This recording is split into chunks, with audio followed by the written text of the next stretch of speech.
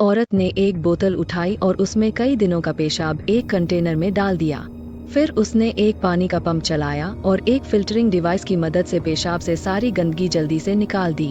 साफ किया हुआ पेशाब पाइप के जरिए नीचे एक पानी की टंकी में बह गया। जब नल खोला गया तो साफ पानी बहने लगा। इस समय में जब संसाधनों की कमी है, पानी के साथ साथ भोजन भी बहुत कीमती है। नामसन ने एक बड़ा मगरमच्छ पकड़ा और लोग इसे खरीदने के लिए दौड़ पड़े। यह लेन देन पैसे से नहीं बल्कि बराबर मूल्य की चीजों से किया गया। एक बार अमीर महिला ने भी मांस के बदले अपने गहने देने की योजना बनाई। उसने अपने गहनों का बॉक्स खोला, उम्मीद की कि वह अपने महंगे गहनों के बदले में एक मगरमच्छ की पूंछ पा सके। अंत में नामसन ने उसे एक छोटा सांप मुफ्त में दे दिया और वह संतुष्ट होकर चली गई।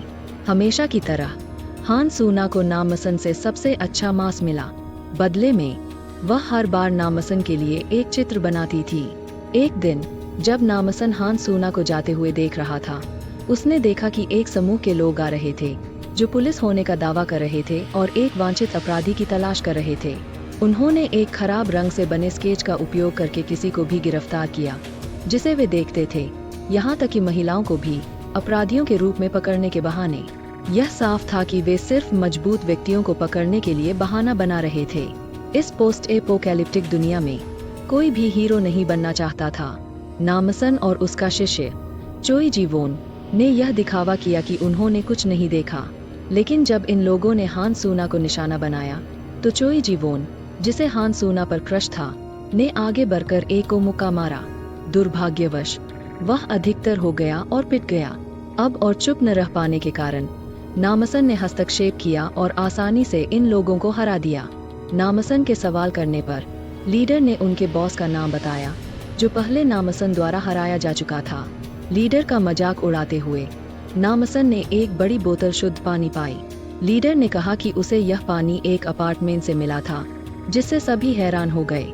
3 साल पहले आए बड़े भूकंप के कारण दक्षिण कोरिया में सभी ऊंची इमारतें गिर गई थीं। नामसन ने इस सही सलामत अपार्टमेंट के दावे को बकवास बताया। हालांकि घर लौटते समय चोई जीवोन ने उस अजनबी की कहानी पर विश्वास किया, क्योंकि उसने भी उस अपार्टमेंट के अस्तित्व की अफवाहें सुनी थीं। जब नामसन और चोई जीवोन बात कर रहे थे, हान सूना के घर के बाहर कुछ अच्छे कपड़े पहने अजनबी लोग इकट्ठा हो गए। वे शरणार्थियों की तरह नहीं दिखते थे। लीडर एक अपार्टमेंट की टीचर थी जो किशोरों वाले परिवारों की रक्षा करने और मानव सभ्यता को पुनर्जीवित करने के लिए एक वॉलंटियर टीम का हिस्सा थी। टीचर ने हान सूना से वादा किया कि अगर वह अपार्टमेंट में पढ़ाई करने के लिए तैयार हो जाती है तो वह अपनी दादी को भी ले जा सकती है, जहां उन्हें भरपूर पानी और खाना मिलेगा। यह सुनकर हान सूना की दादी तुरंत मान गई, लेकिन अपार्टमेंट जाते समय उम्र और कठिन रास्ते के कारण वह बेहोश हो गईं। दयालु टीचर ने सुझाव दिया कि हान सूना अपनी दादी और एक अन्य बूढ़े आदमी को पास के मेडिकल स्टेशन ले जाए और अगले दिन उन्हें लेने के लिए कोई आएगा। लेकिन मेडिकल स्टेशन वास्तव में एक खाई थी। वॉलंटियर ने पहले बूढ़े आदमी को खाई में धकेल दिया और फिर दादी को मार डाला। संयोगवश चोई जीवोन, जो शिकार पर था, ने यह सब देखा। सच छुपाने के लिए उन्होंने उसे मारने की कोशिश की, लेकिन नामसन ने हस्तक्षेप किया और उन्हें तलवार से मार दिया। फिर अजीब बातें होने लगीं। मरे हुए वॉलंटियर्स रहस्यमय तरीके से फिर से जीवित हो गए और उनकी लड़ने की क्षमता पहले से भी अधिक हो गई। एक नामसन से लड़ने लगा, जबकि दूसरा चोई जीवोन का पीछा करने लगा। चोई जीवोन ने चालाकी से अपने पीछा करने वाले को एक जाल में फंसा दिया, जिससे वह रस्सी से उल्टा लटक गया। जब चोई जीवोन ने सोचा कि खतरा टल गया है, तो उस आदमी ने अपनी ही टांग काट दी। इस नाजुक समय पर एक अजनबी औरत आई और एक ही वार में उस आदमी का सिर काट दिया, जिससे वह फिर से जिंदा नहीं हो पाया। इससे पहले कि वे उसका धन्यवाद कर पाते, उस औरत ने उनकी मदद मांगी। ली युनहो के अनुसार वह एयर फोर्स स्पेशल फोर्सेस में एक सार्जेंट थी। आपदा के बाद उन्होंने एक सही सलामत अपार्टमेंट पाया और बचे हुए लोगों को वहां बसाया। जीवन तब तक ठीक था जब तक एक डॉक्टर नहीं आया, जिसने सब कुछ बदल दिया।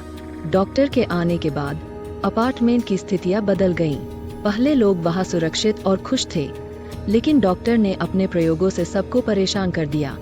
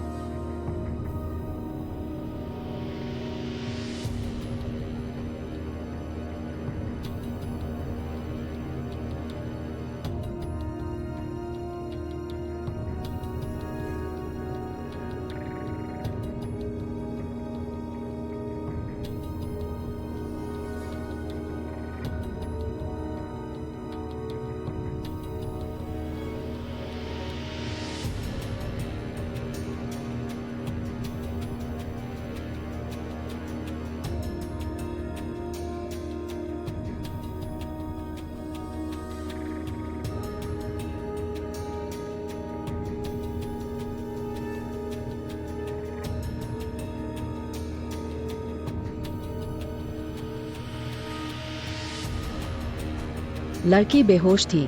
उसके दाहिने कान के नीचे एक ट्यूब लगी हुई थी। हान सूना को समझने से पहले डॉक्टर लड़की के माता पिता के साथ कार्यालय में प्रवेश करता है। अपनी बेटी की हालत देखकर वे अत्यधिक भावुक हो जाते हैं। पिता दया से भरे हुए अपनी बेटी को गले लगाते हैं, लेकिन अगले ही पल वह झटके लेने लगती है। मुंह से झाग निकलने लगता है और 1 मिनट से भी कम समय में वह मर जाती है। पिता अपने भावनाओं को नियंत्रित नहीं कर पाते और डॉक्टर से स्पष्टीकरण मांगते हैं। हालांकि डॉक्टर भी तनाव में था। उसने प्रयोग की विफलता का दोष पिता पर डाला। गुस्से में उसने पिता को चाकू से मार डाला। लड़की की मां भागने की कोशिश करती है, लेकिन एक सिपाही उसे सिर में गोली मार देता है।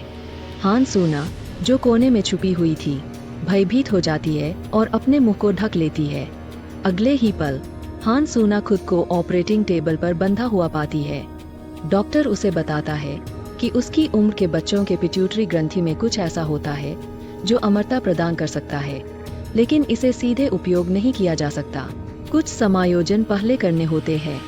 कक्षा में पीने वाला पानी इस उद्देश्य को पूरा करता है। जबकि हान सूना का सिर मशीन से जुड़ा हुआ था, नामसन अपनी कार से अपार्टमेंट में जबरदस्ती प्रवेश करता है।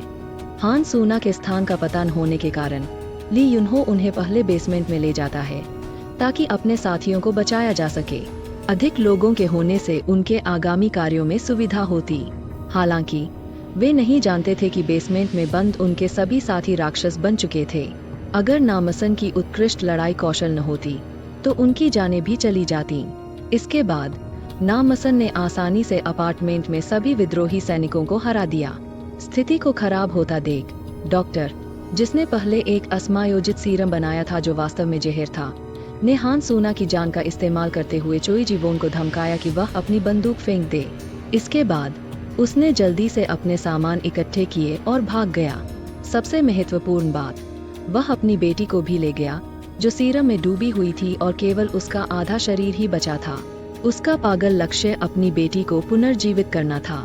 हालांकि अंत में जब वह घेराबंदी कर रहे निवासियों पर बिना सोचे समझे गोली चला रहा था, उसने गलती से अपने बेटी के सूटकेस को भी गोली मार दी, जिससे उसे दुखद सच्चाई का एहसास हुआ। अंततः नामसन ने उसके सिर में गोली मारी। कहानी के अंत में नामसन और उसका समूह अपनी शुरुआती जीवन शैली में वापस आ गए। हालांकि यह चुनौतीपूर्ण था। हर दिन बेहतर हो रहा था। उन्हें विश्वास था कि निकट भविष्य में वे एक बार फिर मानव समाज की समृद्धि के शिखर पर पहुंच जाएंगे। एक फिल्म प्रेमी के रूप में मैं अगली सिनेमाई यात्रा का इंतजार कर रही हूं। अलविदा और सब्सक्राइब करने के लिए धन्यवाद।